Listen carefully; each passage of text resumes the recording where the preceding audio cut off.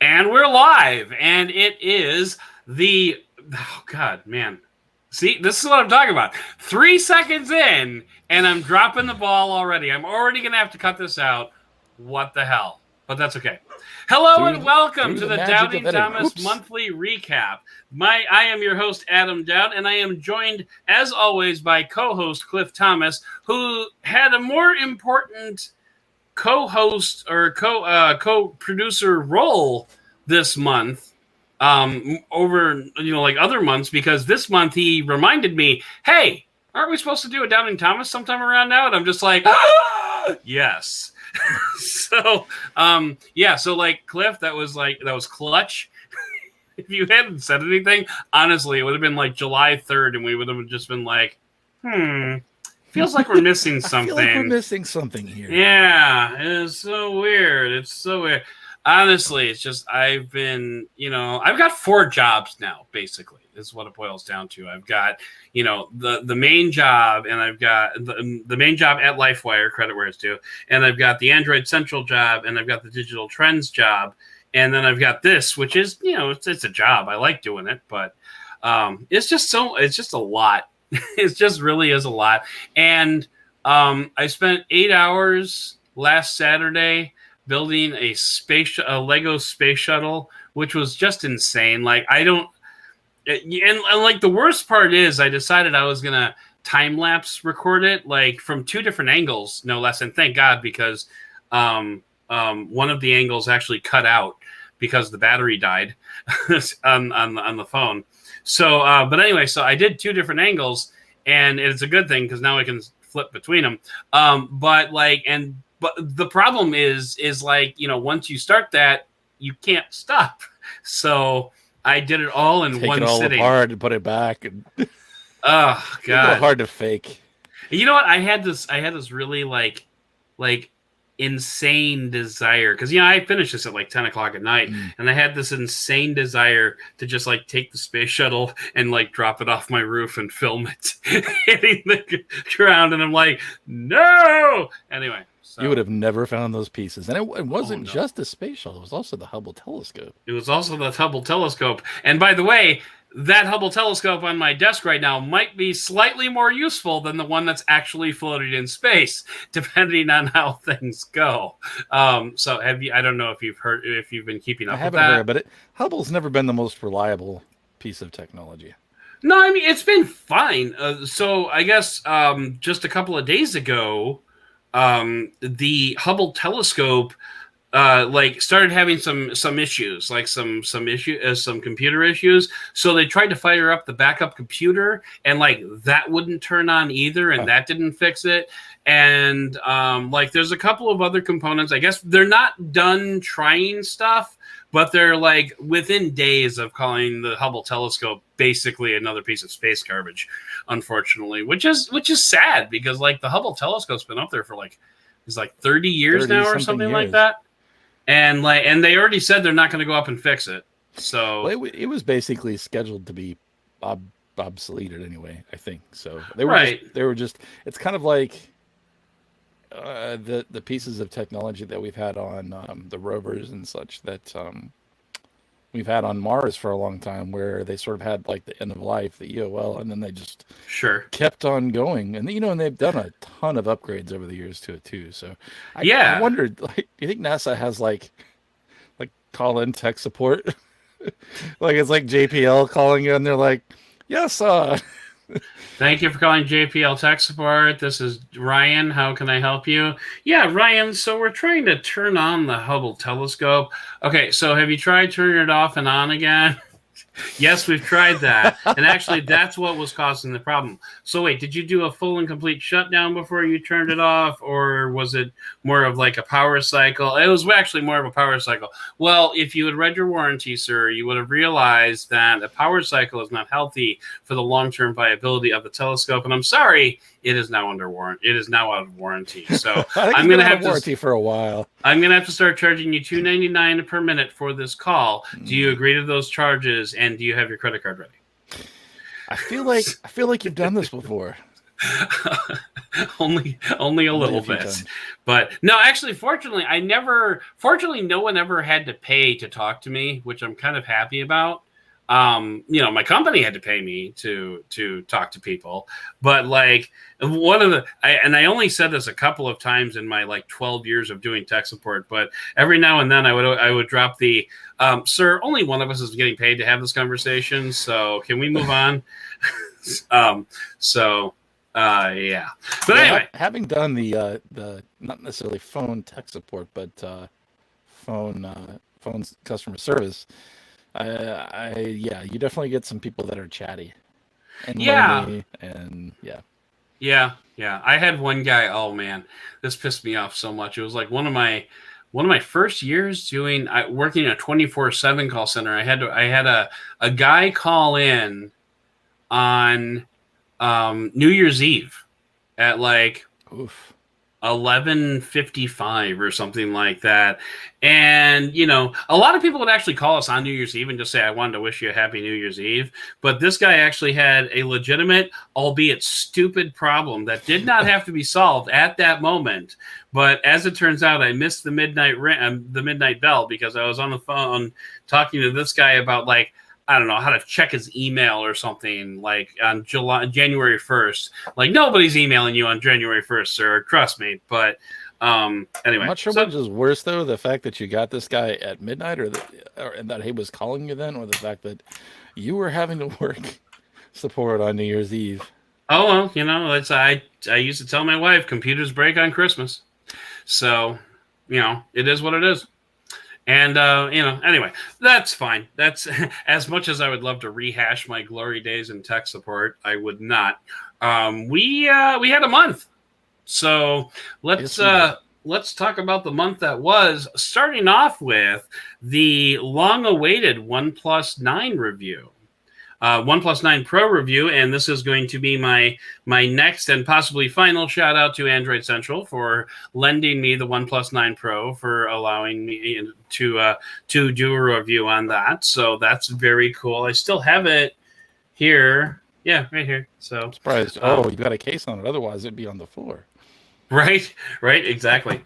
But yeah, so it's a good phone. I liked it. So like, a little backstory: when the OnePlus 9 Pro first came out, I was not enthusiastic about buying it. I was okay with buying it. I just didn't really want to.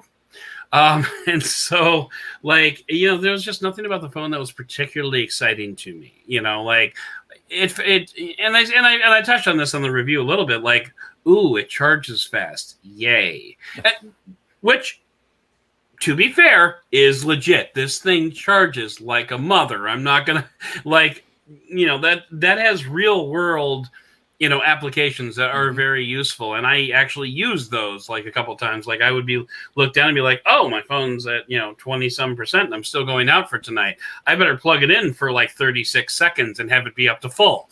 So I mean, that is a legitimate use case, but I just don't personally. I don't think it's good enough for a flagship to hang its hat on, to say this is our star feature. It charges fast. A lot of phones charge fast. It's not the sexiest.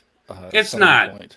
It's not. And if that's your entire elevator pitch, I'm probably going to get off the elevator without you.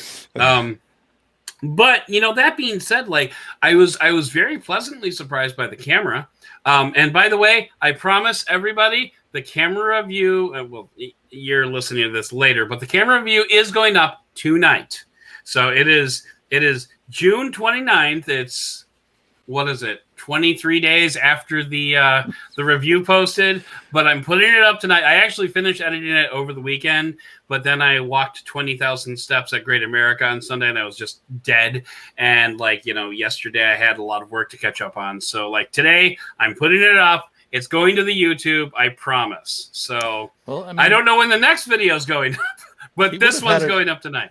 He would have had it up sooner, but he had a 400,000 piece Lego time-lapse film to do. Yeah. 2,300 pieces, I think it was. I like 400,000 better. That just sounds... Well, yeah. But it's like a 300-page instruction manual. It's so funny too. So I was a huge Lego fanboy and builder. Like I used to go to the mall to those competitions they would have to build things. Like I built my own X-wing before you had like parts to build that in reality. Nice. It actually was pretty good. But so I had an opportunity recently. I think my daughter got, I think it was just like a Happy Meal thing or something where it was just like a little tiny piece. But the Lego instructions, like stylistically, have not changed in 30 something years. Like they still look like I remember them. And they're brilliant. I had one problem because there were a lot of like seemingly specialized pieces for this particular build. Sure. And so like I think they had trouble illustrating some of them because I would like look at the instruction and I'd be like, the hell is that? And like, nothing in my tray seemingly matched what was on that. But I eventually figured out like what they were going after. But there were a lot of pieces in this set that I had never seen before. And so, but like just the way that they, I missed a few steps while I was building. Totally my fault though, because like the way Lego lays it out, like they show you what pieces you need. They show you what order to put them together in. And by the way, do not mess with that order. And then they show you where they go and they outline each piece that you're putting on that's new to that step in red. So, I mean, it's like really, really hard to screw up. And I still screwed it up, but only a couple of times. You definitely find out quickly if you're missing a piece. Yeah. And I did end up missing a piece. Like there were a lot of these like shiny silver like pieces, like because the Hubble is basically round, so they had like these rounded pieces. And like the first batch of those, I came up missing one, and I'm like, all right, well, I'm just going to push that one. And I took one from the next bag of instructions, and I like kept going until I finally got to the end and I needed that last piece. I'm like, oh crap, I got to find this thing now. and sure enough, I did find it. And there were a couple of pieces that fell onto the floor, but surprisingly, of the 2,300 pieces, I only had like 4 fall on the floor. So I was actually like rather impressed. Impressive. But I mean, like the way they lay out the bags and everything, 17 bags of Legos in this thing. And just like, it's just, they've gotten this down to a science. And I'm very, very impressed with like Lego builders and Lego. They have a name for them and I can't remember what, but like the people that design the sets, like they're amazing. And I actually, maybe this is going to be the all Lego episode, the way it's going, but I wanted to touch on, you were talking about like how you go to the mall and build the thing. So we went to, when my son was in Cub Scouts, we had to go to an art gallery and view pieces of art for like some merit badge thing. I don't remember what it was. So we ended up going to a local community college. And on the day that we went there, the art gallery was actually closed because they were hosting a Lego robot competition. Like these were like robots, with mechanical pieces, but also built primarily out of Legos. Which was Technics, or was it just like regular Lego? No, it was just like it might have been a combination of both. I don't know. I took a whole bunch of pictures because like I was geeked out. I'm like, this is amazing. And so as part of the competition, they had like those gigantic beds, like an 8x4 sheet of plywood with like walls on it filled with Lego. And like, you could pick it up and build anything you wanted. And like my son he would have been like 6 or 7 at the time. Like he was super young. And so he was going in there and he was building like walls and stuff like that. And these 2 girls, no more than 13, 14 years old, had taken these, like those super long Technic pieces, like with the barrels that interlock them together. They had built a claw with the holes with yep. But they had built like an accordion claw that went from like 1 foot long out to like 10 feet long. Wow. Like just by like, doing like this and like that. And you could you could in theory pick something up on the other end. And so they walked over to my son and said, do you want to play with this? And like, they just handed it to him and walked away. And I was like marveling at this thing. Like it's stupid. I mean, engineers. It's really simple to look at, but like, that's when I realized I'm like, I am so out of my league here, because like I never would have even thought to build something like I would have been next to my son building a wall, you know. Right. So final thought on Legos. I doubt it. As much as I love, my final thought is everything it seems like is getting more expensive right now. Oh yeah. For different reasons. Oh yeah. Ask me how much your space shuttle was. I'm guessing $300. You're high, but not really? much. Well, so my point being that I just if you broke it down to like the cost per like I don't know how you would like maybe weight. I bet Legos is up there with like I wouldn't say gold, but some kind of precious metal. I mean, considering it's just injection molded plastic. Gosh. I mean, when you think about it, yeah, I can see that. And I think there was a time. Am I right about this? Where Lego made more tires than Goodyear on 1 year or something like that or something? I don't remember. I wouldn't be surprised. Yeah, like Lego does a lot of stuff. Like that's a lot of records that you wouldn't necessarily be like, oh yeah, okay, well I guess that makes sense. I would love to go to one of the Lego lands. I don't think there are any in the United States. We've got one here in Chicago. Oh, do you really? Never mind. Yeah, it's like a Lego themed. It's really expensive. I want to say it's like $50 to get in or something. Surprise! Yeah, but yeah. I mean, like I very much, and like I know a few people that collect Lego and stuff like that. So it's really, and we watch Lego Masters. My wife and I watch Lego Masters on TV. What is that on? I would love to watch that. I think it was on Hulu. So I know season 1 should be on Hulu. I've got Hulu, so I'll have to check it out. Now, here's a question. Did you take any pictures of your space shuttle with your OnePlus 9? Not with the OnePlus 9, no. Well, actually, yeah, I might have taken pictures with the OnePlus 9. I didn't put them in the video, though. But so then you were impressed with the camera? Yeah. So nice transition there. Which I was just handing it to you on a platter. I walked right. I said, "Oh, this looks like a lovely appetizer." Then I threw it on the floor and stomped on it. And I picked it up and said, "This smells funny," and then I'm going to eat it anyway. So yes, I did take some photos of the space shuttle with the OnePlus 9, and yeah. So overall, I was impressed with the camera because like. You know, OnePlus has a history of saying, we have a really great camera on this phone. And then the reviewers are like, this one? Because no. But like for the OnePlus 9, now it's not mind-blowing. You know, it has the Hasselblad tuning to it, which I actually thought was kind of funny because on the video I point this out. There is a noticeable difference in color grading between the 3 different lenses.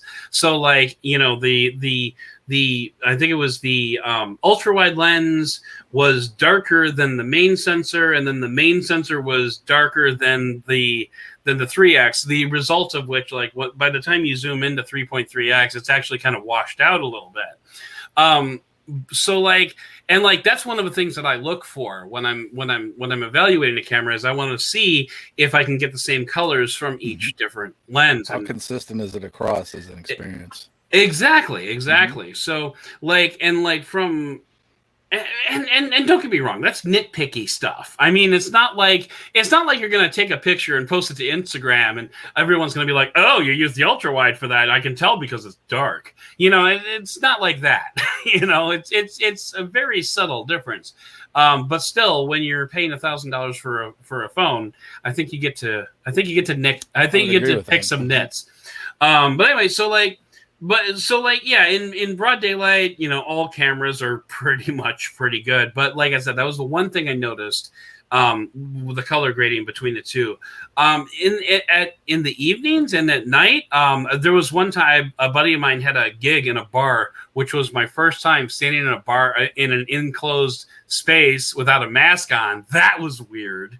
But once I got past that, I said, "Hey, you know what? I can write off this cover charge." And I started, I started taking pictures of the band and some of those typical shots of like the shelves of alcohol and stuff like that. So I included some of that, but there's actually a lot of detail that the cameras are picking up. The one main gripe that I had with the camera was, of course, low light, because that's the main gripe you're going to get with any phone camera. But in this particular case, it was because the OnePlus 9 had trouble focusing when you moved the phone in low light. So like if you were panning, or if you were holding the phone while walking along, or if you were just like moving from like one subject to another, the focus kind of like went crazy while you were moving, and then it like snapped back in like once you got a new subject in the frame. So like that was one thing that was just kind of like, yeah, I don't like that so much, because like, and obviously that's only when you're doing video. Like obviously, just in video. Yeah, when you're shooting stills, it doesn't really matter, because once you focus on a subject, you're taking to take the picture and it's going to be fine.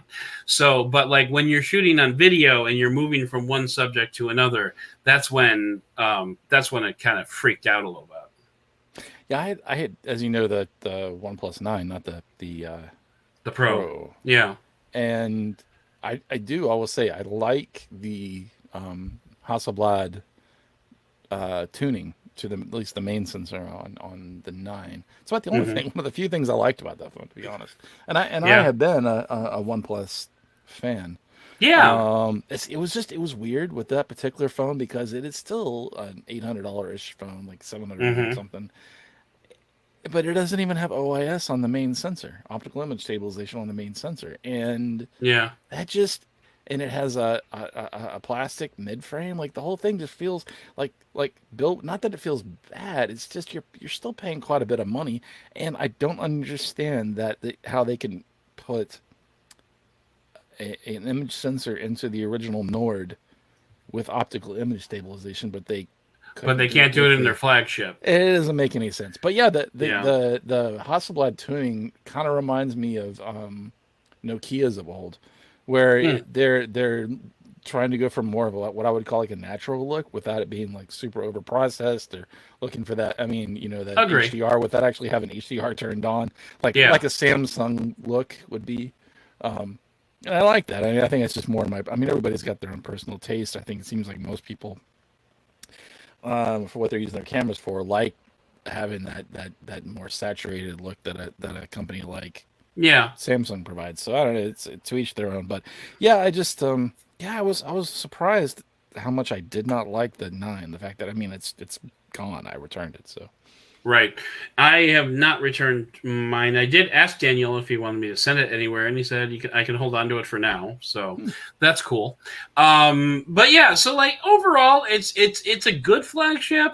And I also mentioned this during the review, like, now that 10x zoom exists, it's going to be hard to like look favorably on a phone that doesn't have that. So, but like, and I get it, zoom's not everything to everybody, but it's a lot to me. But I mean, beyond that, like the 3.3x, I don't even know why. I don't know why companies bother doing any amount of zoom less than like 5 at this point, because like it seems like the type of stuff that you want to shoot with a zoom is not going to be that much better at 2x than it was at 1, and it's not going to be that much better at 3 than it is at 1. I really think that like 5 is kind of the magic number there. You need to step it up to 5 so that you can get like, a lot closer to your subject and just capture what you're looking at, rather than like this whole big wide zoomed out thing. Yeah, 5 to 10. You and I both have an S21 Ultra, and I feel like 5x to 10x is sort of the sweet spot. Anything beyond that is, well, I wouldn't say it gets grainy, but it's just the usefulness of it, unless you're just doing something crazy like You just do one of those demo shots where you're zooming in on a building, and it's impressive, but you probably won't use it that much. Now with the 10X, I have noticed since I've been spending so much time at Great America recently, and that streak is breaking this week, by the way. So we're gonna stop the streak at I think it's 4 weeks in a row that my daughter and I went to Great America. Well, yeah. So anyway, because this Sunday is the 4th of July, so who knows? Maybe we'll go on Saturday this week instead. But anyway, I've been doing a lot of shooting with the Ultra at Great America, trying to capture like my daughter on different rides. And like the 10X actually is a little bit too dark for that. Like because the aperture is just so small on the 10X, it kind of has to be. So like if there's any kind of like daylight in the background, you're going to lose a lot of stuff there. So like the 3X actually it's funny now that I've had this like mini rant about why would anybody bother with a 3X. I've actually been using the 3X a lot, shooting, my daughter on different rides. And I actually got a really good shot of her upside down on a roller coaster, like coming straight at me. It was pretty cool. Were you just doing the hold down the button so it's doing 8 billion shots and then you just pick the one? I was doing that, but I was doing the Samsung version where you have to push the button and drag it off to the side because Samsung does the stupid thing with the burst mode. Yeah. But anyway, so I was shooting with burst mode with that because that's the only way that you can shoot action photos on a phone. That's true. Yeah. Anyway, we have spent a lot of time on OnePlus, and we should probably, we're 26 minutes in here, so we should probably. I think you're right though. It's a good phone. Very fast charges very fast. Oh, I will say the other thing that just real quickly that drove, I don't know if it's the same because I know they have different finishes, but my God, the OnePlus 9 was one of the slipperiest phones I have ever had. It's one of those where it looks like a ghost is taking your phone away because it'll just be sitting on a completely level surface and it just start walking away. It just starts walking away. Yeah, the 9 Pro I think also was very slippery. I basically always had a case on it, except when I was taking photos of it. So that's funny. But yeah, I always put phone cases on every phone ever. So that's just kind of how I do. Well, you do have breaky hands. I do have very breaky hands. So, so Cliff, let me ask you this: would you consider yourself an influencer or a reviewer? What do you think? I would consider myself a part-time reviewer. Okay, that's fair. So, it was kind of funny because right before the show went on hiatus, there was kind of this thing going around with some of the smaller YouTubers that I follow, talking about being an influencer versus a reviewer, and there was a lot of talk about paid promotions, paid reviews, paid content, stuff like that. And so that was the reason that I sat down and wrote that. And like I said, I wrote it right before I went on hiatus, and then I kind of forgot about it when it came back, when the show came back. So it took me a couple of weeks to remember, oh yeah, that's right, I did that. I should probably do that. So I think what it comes down to me, and I wanted to get your thoughts on this, Cliff. Just to sum up what I was saying was, the main reason I consider myself a reviewer rather than an influencer is because if you give me a product, I'm going to tell you everything about that product. I'm not only going to highlight stuff, highlight the good. I'm not going to stick to a script that somebody else wrote for me. These, anything that I'm going to review on the show are going to be my thoughts. So and if there ever was a time that somebody said, well, we want to, pay you to talk about XYZ product, I would never call it a review. Just because I think a review has to be kind of an impartial look at a product. It can't be something that's influenced in any way, shape, or form. Well, I think if you did not disclose that it was a product that was provided to you for free for you to keep, or that you were being paid to review it, then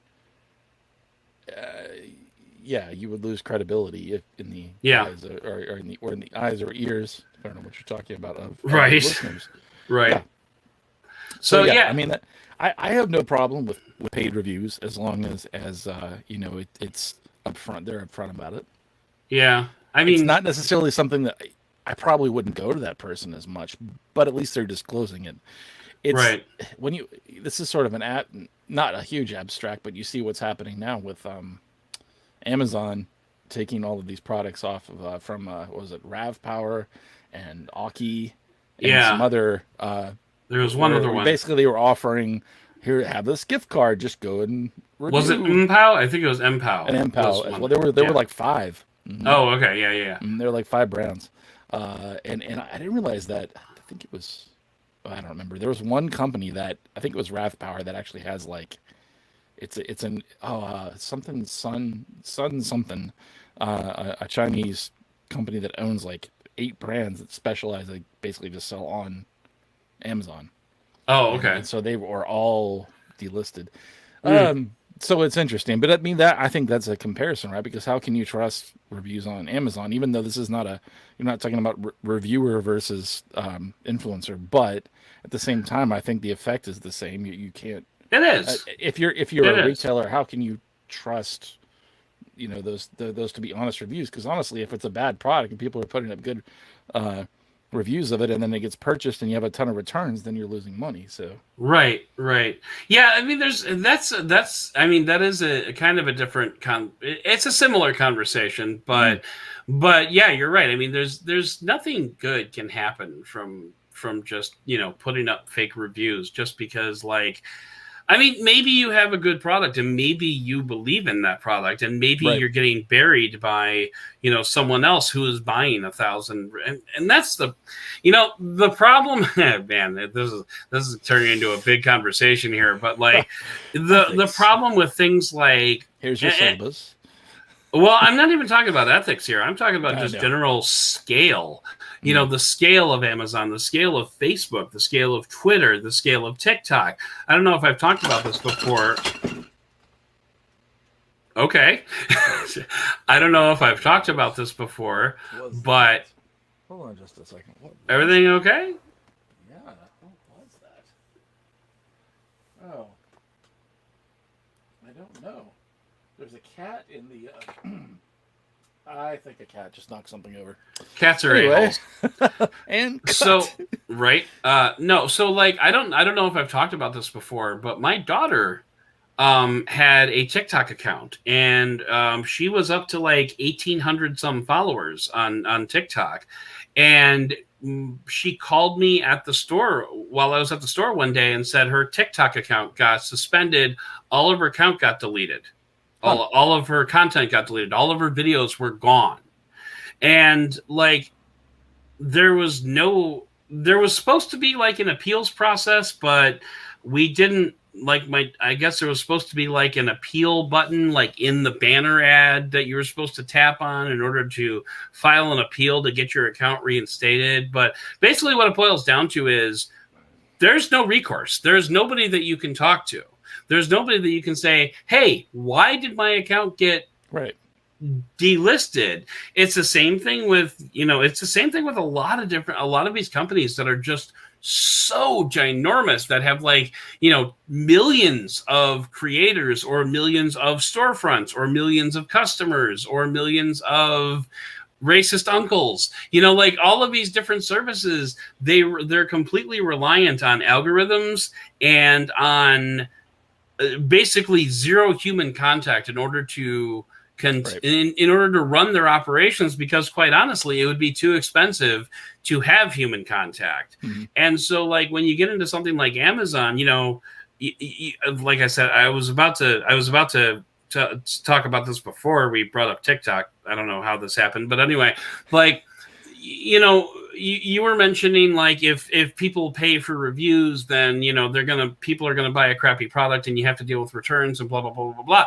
That's not even the problem. The problem is maybe you have a good product, maybe you have a product that doesn't fail, but the only reason people aren't buying it is because somebody else with a similar product, and most of this stuff is white box anyway, but somebody else with a similar product has paid 1,000 people to put reviews into their store, which the Amazon algorithm really likes, because according to Amazon, oh wow, a lot of people are buying this, they must, and they're engaged enough that they're going in and they're reviewing it.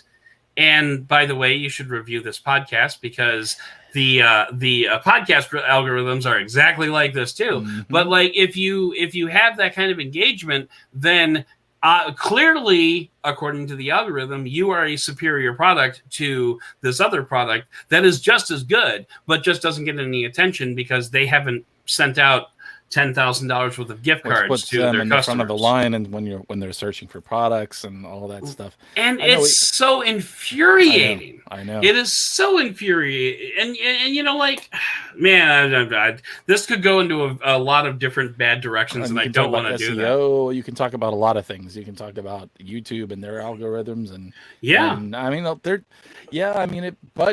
but if you're going to, honestly, it's unfortunate, but I don't want to say you have to game the system, but you have to learn how to play the game. Yeah, you do have to learn how to play the game, and like, but the other infuriating part about this is there's nobody telling you what the rules of the game are. You just have to kind of shifting all the time, and they're moving the goalposts constantly.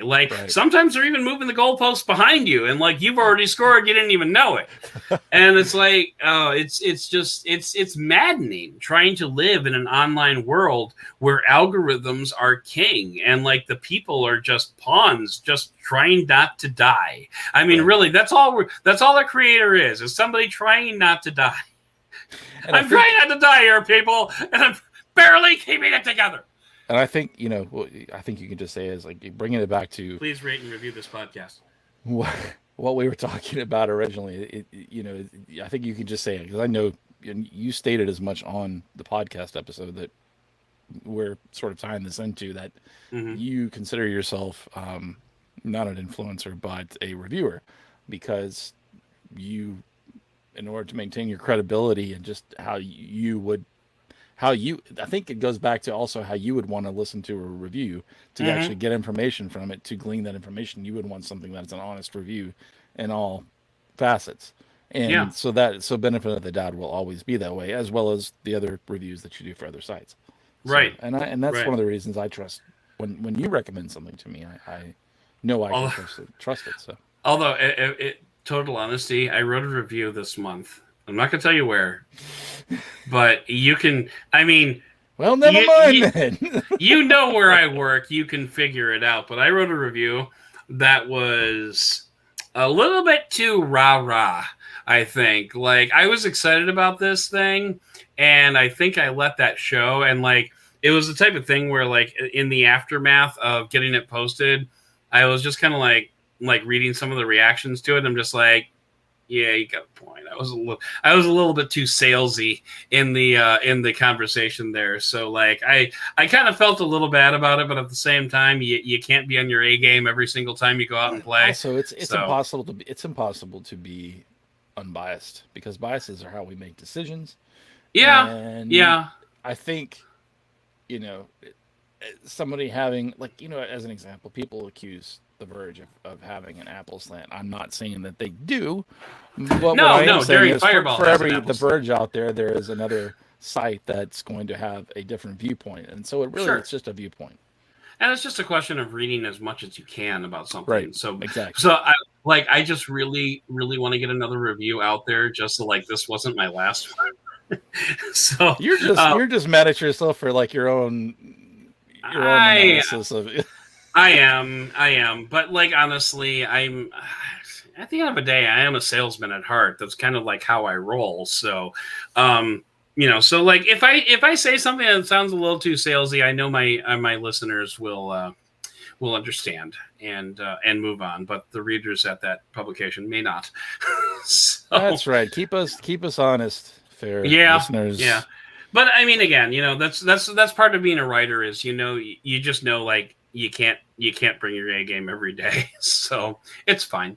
Anyway, as it turns out, I'm writing another review after I get done here, so maybe there's still time. No, it's a thing. And actually, I might start. I've been making some contacts, so there might be other stuff for me in the future as well. So I can add on a 5th job. That'll be great. Yay! Because I'm not busy. I want to see just a photo of you with like 8 hats on, and then that's your profile picture. It won't fit in the little round circle, but I've got like 4 hats hanging up on the wall over there. I could do it. But anyway, so what else did we do this month? Oh, WWDC and Windows. And I think this is a good way to kind of round things out because, well, actually, those are the last 2 topics that we talked about for this month. So, before we get into that, let me go ahead and do some shouting out, which is due because we need to shout out people because we love our patrons. And we're going to start off, as always, with Clifton Thomas. Oh, yeah, we will talk about that, too. All right, so we're going to start off with Clifton Thomas, who is flashing his duo to us as we speak. And we are going to say thank you to Zachary Palmer, to Josh Stone, to Michael Kepper, damn it, Neil Wilson, Scott Brady, and Mr. Mike Hahn, BenderTube, Lego Man, couldn't do the entire space shuttle in one sitting. I'm just saying. So thank you very much to the patrons that have all been totally awesome. And, it's not a competition or anything, but Michael Keeper is totally winning. Anyway, so let's move on to, you know what, since you brought it up and I don't want this to get lost in the shuffle. Let's talk about that duo that you ordered because you're insane. Hey, it's not as insane when it's instead of $13.99, it's $550. That's true. That is true. So now it's just what I would call a sensible purchase of an insensible of a not sensible product. There you go. I don't know what that means, but it sounds good. No, I'm gonna go with it.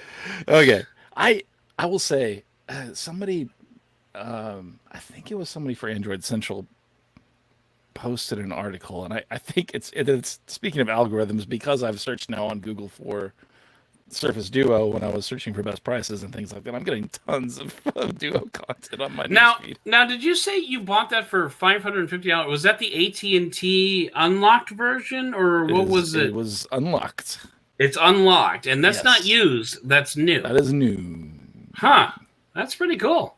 I mean, that's an impressive. And the price immediately went up after that, so I got it at a good time. But nice. Okay. Yeah. So I didn't want to deal with AT&T, and I'm sure it's fine, except that number one, you get updates later, and 2, I would have had to deal with all the bloatware, and AT&T is notorious for how much bloatware they have on their devices.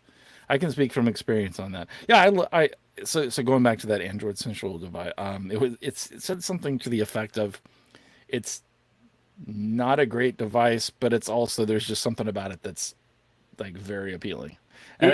And I can say that I have not used this device with the original software that it shipped with. In fact, it would not let me.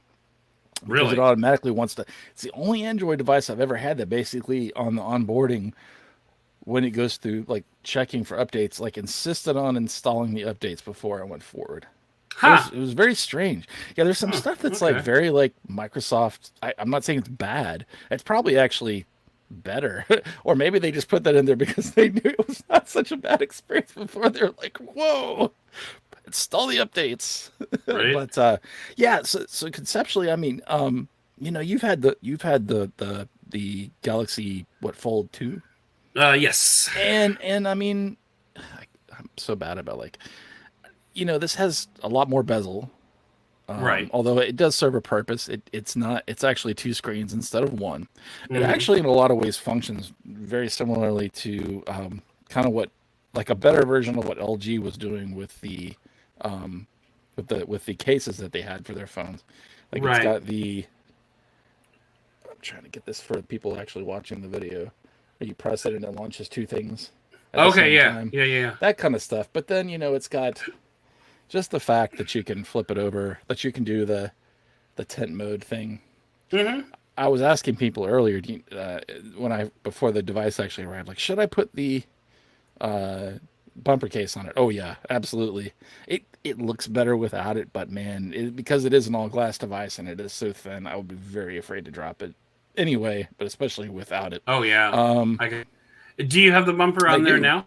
It's kind of hard to see because I have such a horrible webcam, but you can see it on the back there actually. Yeah, okay. I was gonna say I saw some type of elevation on the back there, and I wasn't sure if that was like a bumper case or if that was like some part of a design that I missed.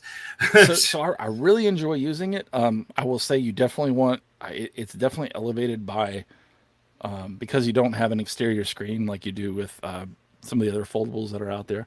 You definitely want to have a smartwatch with it for notifications. Okay. Oh yeah, there's some things that are just limited. Like obviously, you can't install a third-party launcher. You could, but then it wouldn't function correctly. You can't install like the Google keyboard. But for productivity, it's great. We use Trello at work. Losing Gboard, I don't know, man. I know. Thankfully, it's SwiftKey though. It's SwiftKey, so it's not bad. It's a lot better than like in my experience than like Samsung's keyboard. And you know, it's got the specific stuff for the different. Like if you're using it in the full mode, it orients to the different postures that you're putting. Yeah, in. So you definitely want that. Yes, the posture. So yeah, I really enjoy using it. Is it an incomplete experience? Yes. Is it a first generation product? Yes. What is it a product that I would recommend anybody buy at $1,400? No, probably not even at like $800 to $900.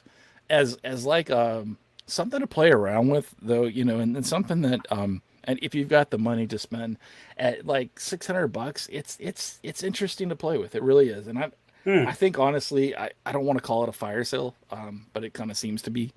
They supposedly they didn't make the web is calling it a fire sale. I've noticed. Supposedly they didn't make too many of them, so they obviously didn't sell too many of them. But yeah, I've enjoyed using it.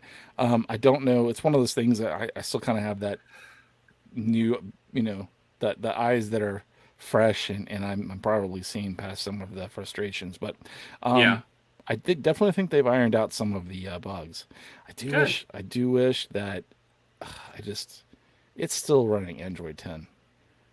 And come on, like you literally have one Android device. You couldn't ship what?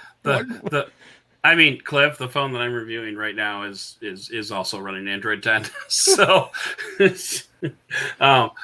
feel your pain there. But yeah, we're talking about a $1,400 phone, and they literally make one of them. And it's a Halo device, but So, I'm coming up on a vacation at the end of the month. Are you going to be reviewing this for the podcast while I'm gone? I don't know about it depends on what you want. Okay. I don't know what I mean. At this point, literally anything. But no, I've got one episode. I've got one episode planned out. But I don't know what I'm going to do for the second one. Probably an interview or two. Or something. I could definitely do a. Oh gosh, on it. Well, sure, but I think the Microsoft Duo warrants a little bit more than a tech. Yeah. So if you want to do what I did for the Buzz this past week, and I think it would be interesting to do more of like an after the Buzz sort of review. Yeah, or like a hover between a mini review and a tech, something like that. So we can't use after the Buzz because Pocket now already copyrighted that. Oh yes. But yeah. So okay. So you will expound your thoughts about the Microsoft Duo while I'm on vacation. Good. So that's going to be another episode. By the way, I should actually tell people this. I'm coming up on a vacation. I'm going to be gone for 2 weeks. And the episodes are going to be short. So I'm just letting you know because I won't be doing news, obviously. So I'm good for the 4th. I am good for the 11th. I'm good for the 18th. I'm leaving that week, and I'm going to be gone the 25th and the 1st. and then I'll be back for the 8th. So just I got and one of those episodes is going to be an interview and a review of a set of headphones, and an interview with the president of the company. So that'll be that, and then the other one will probably be a review. Actually, I think the other one's probably going to be me and Cliff talking about some TCL phones. Yes. So that will probably be actually on the 18th. I've got mine. Which, by the here. way, I've been using mine for the past 3 days. Yeah. And yeah, I am impressed. I can say that we're past the NDA. Yeah. Oh yeah. Totally. So Cliff has the TCL 10S. TCL 10S. I have the TCL 10 SE, and I also have the TCL 10 Pro, and I got the baller reviewers kit that that TCL sent out with it. So I did video and unboxing of that kit along with the unboxing of the SE. So that was all part of one video. I'm going to put that up maybe at some point. That was like 23 days later. I shot 3 videos that day. One of them I did find that was the unboxing of the reviewers kit. The unboxing of the TCL 10 Pro, I did not do high quality audio, and on the unboxing of some other stuff from Zag, which will never go on the YouTube channel because I didn't have a camera. So yeah, it was not a good day.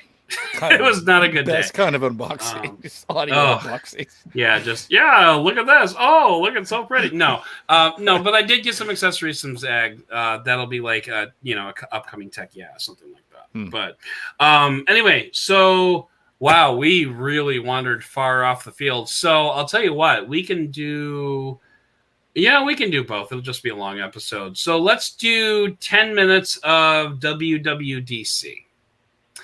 And I wanted to start off, just overall impressions of WWDC and the Microsoft event. Both were actually pretty darn exciting. Like, it's easy to go into these developer conferences. Like, for example, Google I/O wasn't exactly the sexiest developers conference ever. And the Apple, the WWDC, I don't know, maybe it was just me. I didn't really see a whole lot of developer-centric stuff on there. Like, a lot of what they showed off for WWDC and for Windows 11. But so Windows 11 was that part of Ignite? No. Or Build? No. It was just a standalone event. It was its own. That was literally a Windows-centric event. It was a Windows. Okay, so that makes sense. Actually, no, it did have. Yeah. There was a. So with Microsoft's, they had a. I guess you would call it consumer-facing or fan-facing, or oriented, and then they had a separate developer. Thing for developers. Mm-hmm. Okay. So Warren actually hosted that.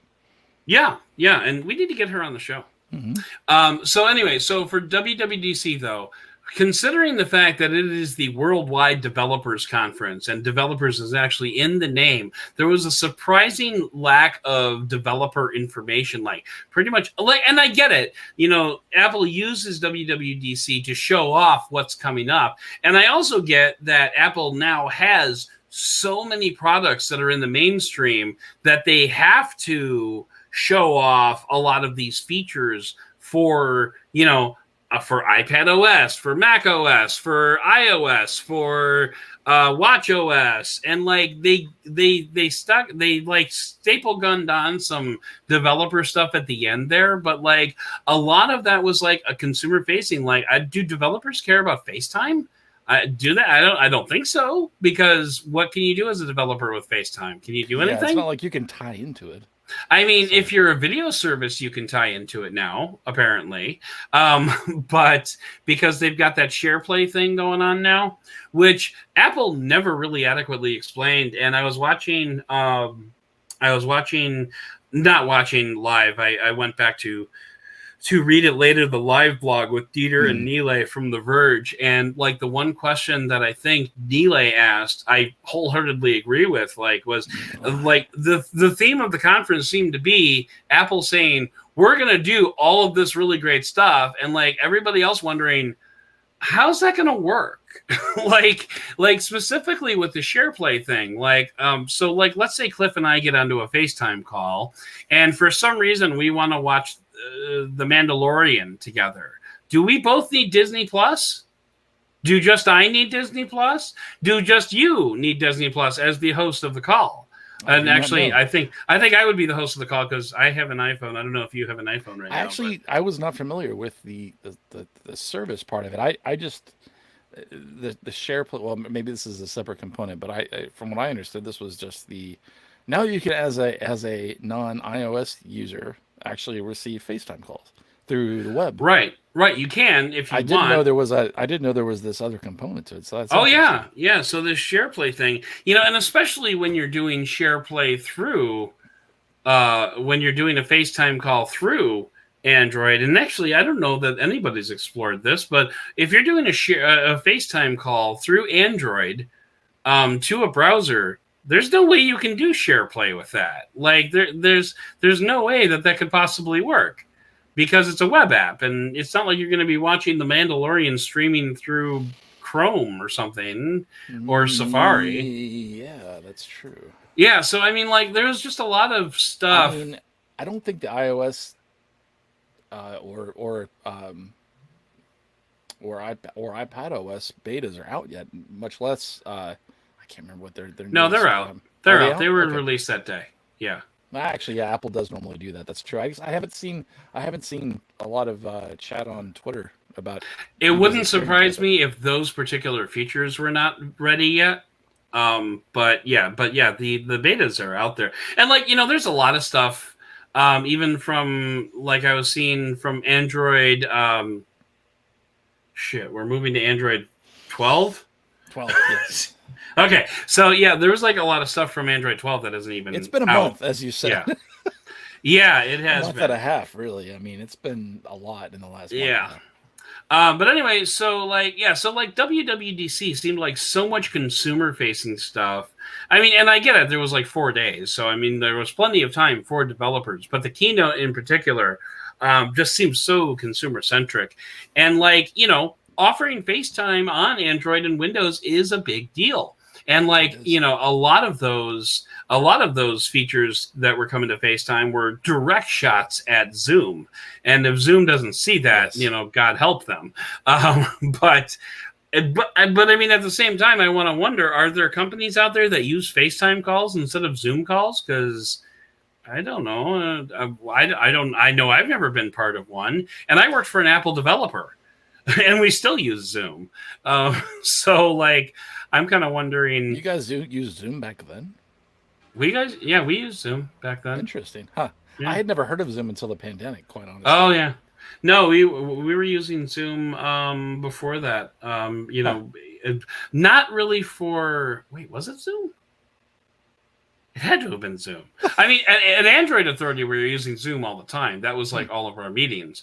But. Yeah, I think it was Zoom that we were using for at Branch Fire. Correct me if I'm wrong, though. I think you can do. I think on one of the podcasts that I was listening to, they called it the Brady Bunch feature, where you can with FaceTime, where you can actually have multiple facial presences within the grid of people. Mm-hmm, the grid of people.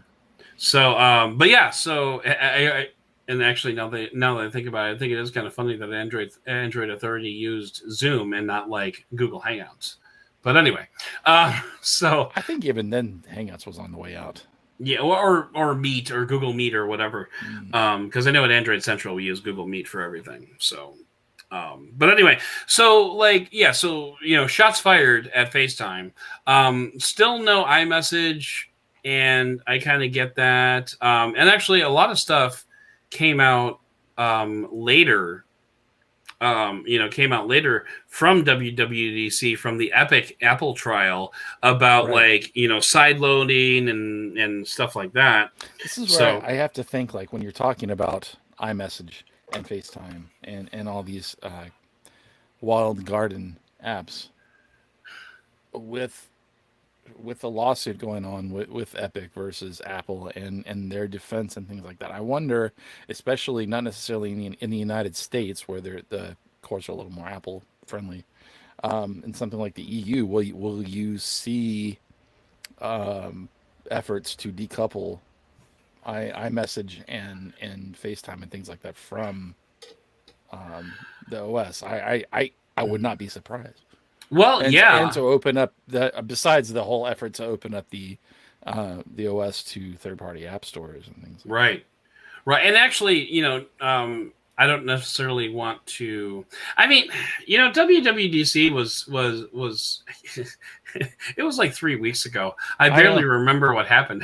I honestly, I was trying to recall the things that happened, and I'm kind of drawing a blank. But the thing that you mentioned about like decoupling, FaceTime and iMessage kind of brings me to, Teams with Windows 11 and how Microsoft is integrating Teams into the taskbar, like into the operating system of Windows 11. And doesn't that just sound exactly like integrating my Internet Explorer into Windows back in the late 90s? Like, isn't that exactly the same thing? Yes. However, the difference, if you're actually going to compare it to or conversations that we're having about other ones, it's not. I'm comparing it directly to the antitrust trial. I think things have become a little more complicated. Okay. In today's environment versus like Internet Explorer being included in. Well, okay. If you want to argue that, like, see, back in the day, the reason, at least the way I see it, and granted, I was a teenager when all this crap was going down with Microsoft the first time, mm-hmm. But like, the way I saw it was, with Internet Explorer being integrated into every Windows computer that was sold, you were basically selling and packaging your version of the internet into every computer box being sold. And, that was a profound thing because the internet was just beginning to, get its legs. I would argue we're at a similar cusp with video communication calls. Like, sure, how many people Microsoft isn't the dominant player. And not yet. Because the pandemic happened. Well, because Internet Explorer was actually, you think about it, there were only two competitors, right? There were essentially Internet Explorer. There were Internet Explorer and Netscape Navigator, or and right.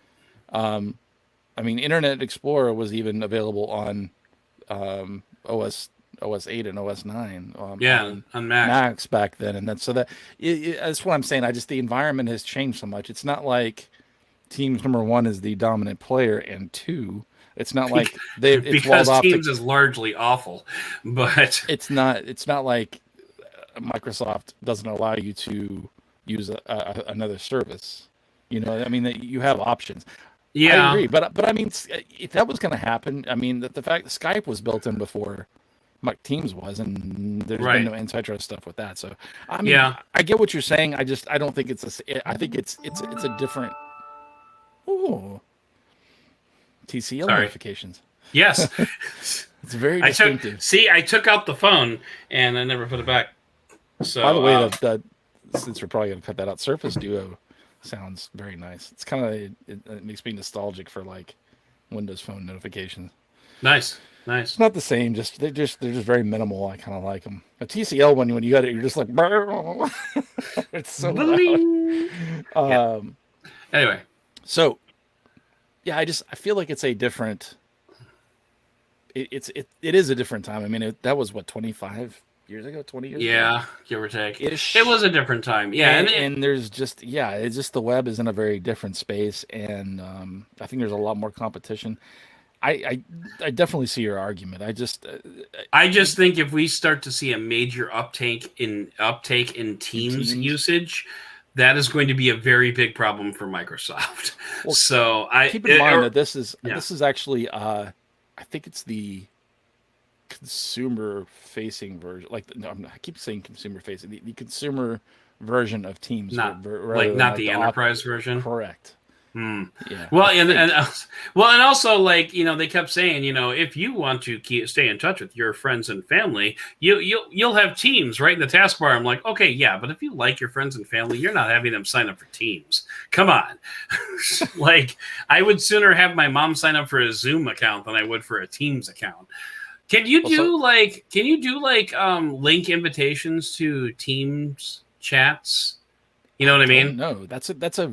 So here's something that's kind of interesting, right? So they talked about, and I'm only talking about this because honestly, I listened to the Verge podcast talking about Windows 11, but it is interesting. It almost kind of it's kind of similar to like the how's it going to work question that we had with FaceTime, right? Yeah, In with that they SharePlay. talked about in the webcast for Microsoft talked about the fact that you can actually message someone that doesn't have Teams, and it as a phone number, and it'll send them somehow like you get an SMS message. And how does that work? Like, do you get like a text message that says so and so has sent you a message on Teams? Here's a link, and then it like or installs everything for you, or does it just? I don't know. It's very interesting, and they haven't really explained that. So there's a lot of questions. I will say I have used Windows 11 now. I installed it on a laptop I had laying around, but it's only the first release, and the Teams integration isn't there yet. So I don't know. How do you like that middle centered start button? Daddy likey. Yeah, you like that? Okay. Well, you know, because it's not the same old start menu. If it was just the Windows 10 start menu just popping up, but it's in so the middle? Much more. Yeah, that would be terrible. It would be weird and so terrible. But it's it's different. And honestly, right now it does kind of feel like not a reskinned, but it feels like not a reskinned Windows 10, but like a Windows 10.75 because it's such an early release. But yeah, I mean, I really want to withhold my enthusiasm, but I am. We'll see how it is. I'm very excited about it, honestly, because I just think Panos is awesome, and I think he has great vision. And most of the time, and you know, I think some of the stuff that he hasn't been able to do with the Surface team is probably because things like the Duo is because of the shifts that have happened in the marketplace. Well, not with the Duo, but with the Neo. Anyway, that's a larger conversation. But yeah, because Panos is behind it, I have a lot more faith in it than I would have had with like the visual revisions that were there with Vista and things like that. I got you. Yeah, I love Panos. I'm a very big fan of Panos. His presentation is just I'm like, can you do like ASMR? His pacing with everything, it feels so authentic. It is. It's really great, and he makes you believe it. And I want to do like, you know, I think I did my best Panos impression on the last podcast. Oh, it was hilarious with the wedding. Yes. Oh my God, I was laughing in my car. I'm glad. I wasn't sure how that was going to land, but you know, it's like, yeah, but you're right. His pacing is like, you know, hey, this is great. This is great. You're great. I'm great. Everybody's great. And we all know that, but we just had to show you and we had to tell you that everything is great. And just keep going like that. And how he does that, I don't know. And I think I lost you. You're frozen. Or you are staring deeply into my eyes. Could go either way.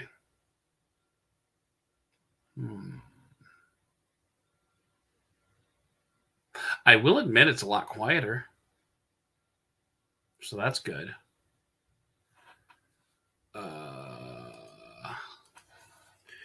You are frozen.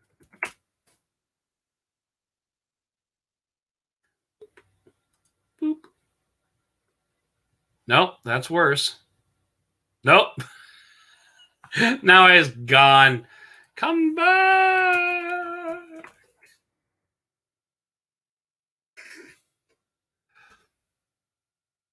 Becky Linky. I don't know if he's coming back or not. I'm going to give him 2 minutes. If he's not back, I'm just going to wrap this up because that's how we do here on the Benefit of the Dowd podcast.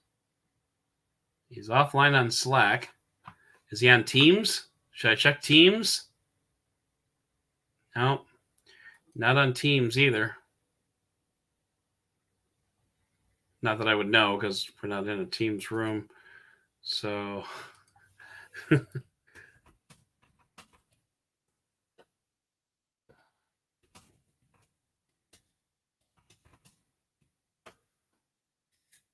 hungry.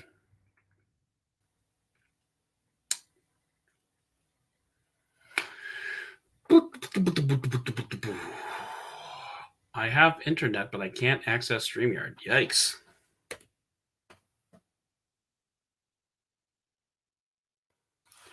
Well, unfortunately, we have lost Cliff to a diving accident. No, to an internet accident.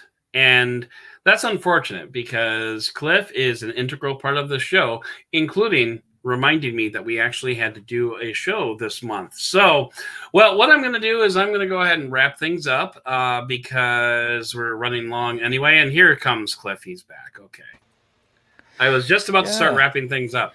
Well, you'll actually hear me in the audio. In the audio, going, yeah. I assume at this point you're wrapping things up. Yeah, Firefox just because I'm using. Wow, you're using Firefox? It was my secondary. Go ahead. Try to back it up. Try to defend it. Actually, Firefox is pretty good. But anyway, so I don't know what the last thing either of us heard was. We were talking about Panos and how much we love Panos. Oh yeah. So I'll just. So yeah, I just. Oh, I remember now. Okay. So yeah, I feel like it's very hard to be someone who is the face of so many products, to do a pre-recorded, especially like one that's produced like this versus doing it live. Even though doing it live as its own presents its own thing, but and also to be so good, but also feel so authentic, and he just balances it so well. So yeah, I do miss the guy with the hat though. Oh yeah, who was that? I don't remember, but I liked that guy. Brian somebody. Yeah. Brian somebody. Hang on. But yeah, I thought that was. I mean, if you look at, I enjoy Apple, even the pre-recorded stuff. That they do for. I'm gonna piss you off here. WWDC. Oh, that's a throat punch. and the like, but I just there's something about Panos, and I know you feel the same way. So I'll stop waxing on about Panos. But yeah, I almost want to go back and watch it because I just enjoy his presentation so much. It makes me want to emulate it. Sorry, my air conditioner just came on, so I'm trying to. No, it's fine. Turn it off. This is gonna be fun to edit. It is. Oh, motherfucker! Come on. I don't hear it if that helps. I'll hear it. But you'll hear it on the local recording. Yeah. Well, I didn't stop recording, so I just kept on going as far as I know. Yeah. Keep on trucking, bro. Yeah. No, just this phone, I never logged into Nest in the first place, so I have to do all that. You garbage. Are smart homed up, my friend. Oh my god. It's crazy. I really want to replace my Oh my lord. God, just log the fuck in. Okay. I regret to say this, but I have gotten, because I've been really trying to cut back on the amount of just alcohol that I drink in general, but also just like the calories. Mm-hmm. My taste in beer has now gotten so that like I actually can stand Michelob Ultra. This is weird. I know. I honestly don't know what that means. It used to taste like a shoe, like a sweaty sock. And now I'm just like, it's fine. That's fine. I just drink Coors. That's all I ever drink. Coors Light is my preference, but it's like almost double the calories. So I'm just like, that could explain it. No, I've been told that Coors Light is kind of like the Switzerland of beers. Like it is very neutral. Yeah, if you drink beer but you don't want to drink beer, you drink Coors Light, basically. It's a silver bullet, my friend. You can't go wrong with it. Turn off! God damn it! That needs to be on the end of it. That needs to be on after the music goes off. Turn off! Damn it! You rat fucking bastard. I turned the heat up. There are 3 lights. I can't do it. I have to hear him anyway. There are 3 lights. All right, how do we want to wrap this up? Well, I was gonna. Well, if you're gonna keep doing that, I can go pee. Yeah, go pee. All right. May as fucking well. Taking my due and I'm leaving. All right, Mr. Blurry Cam. About fucking time. You know what would be funny? What if I just ended the show while he was gone?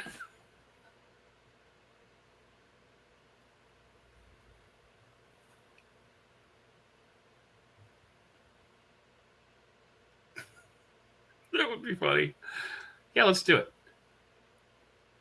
So we lost Cliff, and then we got Cliff back, and then we lost him again.